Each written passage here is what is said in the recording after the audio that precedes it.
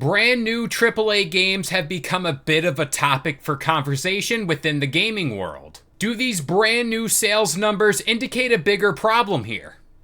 Let's find out. Up next.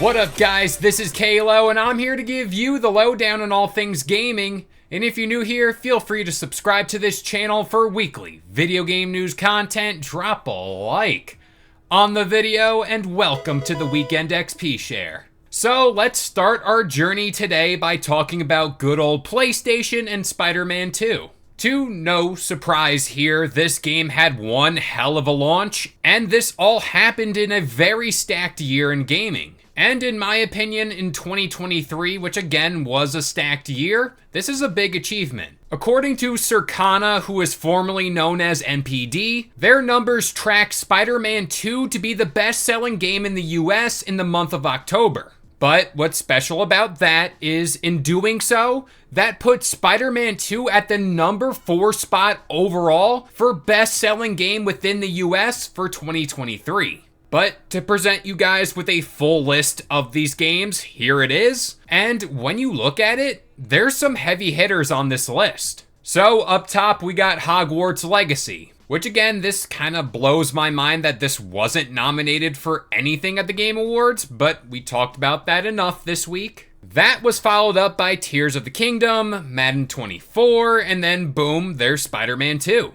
What's impressive about Spider-Man is it outsold big games like Diablo 4, Star Wars Jedi Survivor, and even Mortal Kombat 1. But also keep this in mind, this number is only tracking Spider-Man's first week of sales. So there's a slight chance here the game could move into the top 3 spot by the end of the year.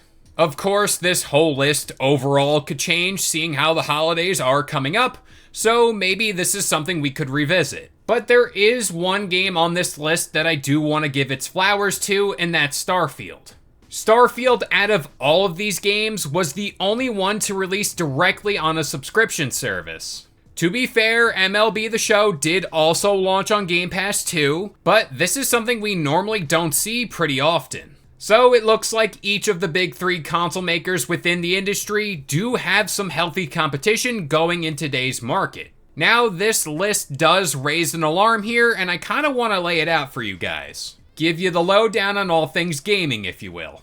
So on this list, out of all the games presented, just 2 of them are brand new IPs. These 2 games being Elden Ring and Starfield. Even with those 2 games, you can kind of somewhat say we're familiar with them, seeing how Starfield pretty much plays like Fallout, and you kind of know Bethesda, and Elden Ring plays like a classic Dark Souls game. In lesser terms, each of those games already has established fan bases, and that happens within the respective genres. The bigger picture here to paint is what sells, and within today's gaming market, that's already established IPs. And this is something the gaming industry at large is kind of catching on to rather quickly. Now, 505's parent company, Digital Bros, factors into all this because they're laying off 30% of their staff. But this is what they had to say in a press release centered around this matter. Quote, "The video game market has evolved since the pandemic to be more selective in terms of new games, with consumers increasingly reverting to well-established intellectual properties and playing these same games for longer periods. Digital Bros' strategy has had to adapt to this new and evolving competitive scenario, and will focus its efforts moving forward on the release of sequels and new versions of previously successful and established games, with a limited number of new, larger budget productions. In order to prioritize high quality and long-standing successful titles, Digital Bros has reconsidered the number of projects under development and as such, will review the organization structure accordingly to align with the evolving competitive environment in the medium to long term to ensure maximum operational efficiency." Now, it's kind of sad to say, but this is something you don't want to hear if you're looking for that next breakout game. They're pretty much saying they're going to take less chances when releasing new games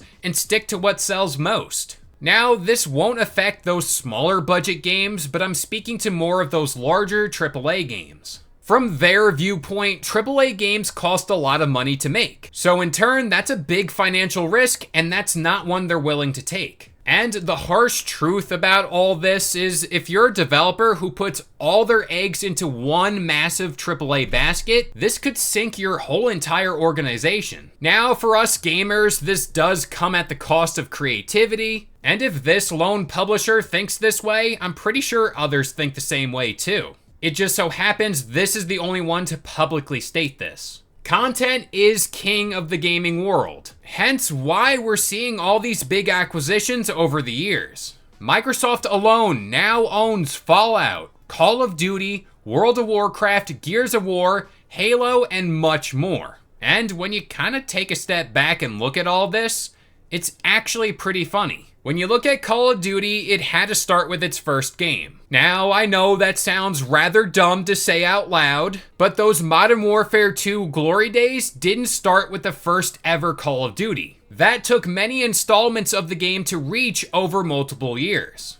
And to kind of just look at this objectively, yeah, established IPs are way easier to latch onto, and there really aren't many arguments against that. A new Mario could come out and boom, people will buy it without blinking an eye. But a game that's similar in quality could launch the very same day, and people would continue to hesitate over it because they really don't know it. Again, they're viewing that purchase as a risk. But moving forward, what I'd like to see is a healthy balance between new IP and existing IP, because both are very important to gaming. But with all that being said, I'm gonna pass this question off to you guys. Does Digital Bros have a point to what they're saying here? But that about does it here. I've been K-Lo. I gave you the lowdown on all things gaming. And if you're new here, feel free to subscribe to this channel for weekly video game news content. Drop a like on the video, and this has been the Weekend XP Share.